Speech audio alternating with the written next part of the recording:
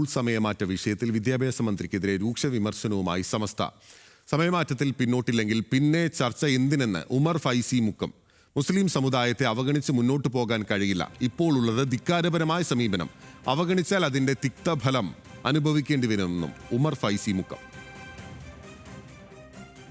എല്ലാ ഗവൺമെൻറ്റുകളും അങ്ങനെ വരുമ്പം പ്രത്യേകിച്ച് വലിയൊരു സമൂഹമാണ് സമസ്ത അല്ലെങ്കിൽ മുസ്ലിം വിഭാഗം എന്നൊക്കെ പറയുന്നത്. അവർ അവഗണിച്ചുകൊണ്ട് മുന്നോട്ട് പോകാൻ കഴിയുമെന്ന് ഒരു സർക്കാരും വിചാരിക്കേണ്ട. അതൊരു ധിക്കാരപരമായ പോക്കായിരിക്കും.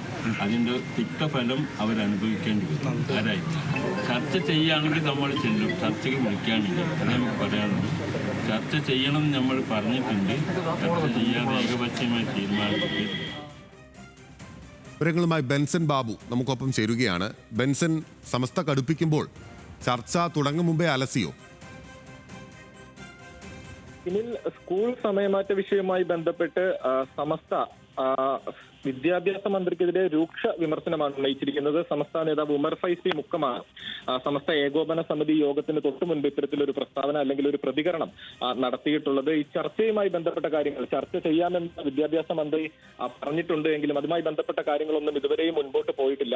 ഈ സമയമാറ്റത്തിൽ പിന്നോട്ടില്ലാത്ത ഒരു നിലപാടാണ് സംസ്ഥാന സർക്കാരിനും വിദ്യാഭ്യാസ മന്ത്രിക്കും ഉള്ളത് എങ്കിൽ പിന്നെ എന്തിനാണ് ഇത്തരത്തിലൊരു ചർച്ച എന്ന ഒരു ചോദ്യമാണ് ഉമർ ഫൈസി മുക്കം മുൻപോട്ട് വെക്കുന്നത്. മുസ്ലിം സമുദായത്തെ അവഗണിച്ച് മുൻപോട്ട് പോകാൻ സാധിക്കില്ല. അത്തരത്തിലൊരു അവഗണന ഉണ്ടായാൽ അതിന്റെ തിക്തഫലം കൃത്യമായിട്ടും അനുഭവിക്കേണ്ടി വരും എന്ന ഒരു മുന്നറിയിപ്പും അവർ നൽകുന്നു. അതോടൊപ്പം തന്നെ ഏതൊരു വിധത്തിലുള്ള ചർച്ചയ്ക്കും സമസ്ത തയ്യാറാണ്. അത്തരത്തിൽ ചർച്ച നടത്തിയാൽ മാത്രമേ ഏതു കാര്യമായാലും അതിലൊരു ഒരു ഗുണകരമായിട്ടുള്ള മുന്നേറ്റം ഉണ്ടാവുകയുള്ളൂ. അപ്പോൾ അത്തരത്തിലൊരു ചർച്ചയ്ക്ക് സമസ്ത തയ്യാറാണ്. മനുഷ്യന്മാർ മുഖത്തോട് മുഖം നോക്കി സംസാരിക്കുന്നത് ഗുണം ചെയ്യുമല്ലോ എന്ന വാക്കുകളാണ് അദ്ദേഹം പറഞ്ഞിട്ടുണ്ടായിരുന്നത്. അതായത് ചർച്ച നടത്തിയാൽ അതിനൊരു കൃത്യമായിട്ടുള്ള ഗുണം ഉണ്ടാകുമെന്ന ഒരു കാര്യം അവർക്കുണ്ട്. പക്ഷേ അത്തരത്തിലൊരു ചർച്ചയ്ക്ക് തയ്യാറാകുന്നില്ല സംസ്ഥാന സർക്കാർ അല്ലെങ്കിൽ വിദ്യാഭ്യാസ വകുപ്പ് എന്ന് തന്നെയാണ് സമസ്ത പറയുന്നത്. എല്ലാ ഗവൺമെന്റുകളും ഇത്തരത്തിൽ കാര്യങ്ങൾ ചർച്ച ചെയ്താണ് തീരുമാനിക്കുന്നത്. പക്ഷേ എന്തുകൊണ്ട് ഈ സ്കൂൾ സമയമാറ്റ വിഷയത്തിൽ അത്തരത്തിലൊരു ചർച്ചയിലേക്ക് കാര്യങ്ങൾ പോകുന്നില്ല എന്ന് ചോദിക്കുന്നു. അതോടൊപ്പം തന്നെ ഇതൊരു സംസ്ഥാന സർക്കാരിന്റെ അല്ലെങ്കിൽ വിദ്യാഭ്യാസ വകുപ്പിന്റെ ധിക്കാരപരമായിട്ടുള്ള ഒരു തീരുമാനമാണ്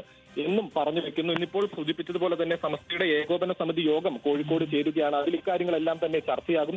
സ്കൂൾ സമയമാറ്റ വിഷയവുമായി ബന്ധപ്പെട്ട് സംസ്ഥാന സർക്കാരും വിദ്യാഭ്യാസ മന്ത്രിയും ചർച്ച ചെയ്യാമെന്ന് പറഞ്ഞിട്ടുണ്ടെങ്കിലും ആ ചർച്ചയുമായി ബന്ധപ്പെട്ട കാര്യങ്ങളൊന്നും ഇതുവരെ മുൻപോട്ട് പോയിട്ടില്ല. അപ്പോൾ ഇക്കാര്യങ്ങളെല്ലാം ഈ ഏകോപന സമിതി യോഗത്തിൽ ചർച്ചയാകും. തുടർന്ന് ഒരു സംയുക്ത പ്രസ്താവന അല്ലെങ്കിൽ ഒരു കൃത്യമായിട്ടുള്ള ഒരു പ്രതികരണം സംസ്ഥാന നേതാക്കളുടെ ഭാഗത്തു നിന്നും ഉണ്ടാകും. ബിനിൽ, ഓക്കെ, വ്യക്തമാണ്. വിവരങ്ങൾ നൽകുകയായിരുന്നു ബെൻസൻ ബാബു.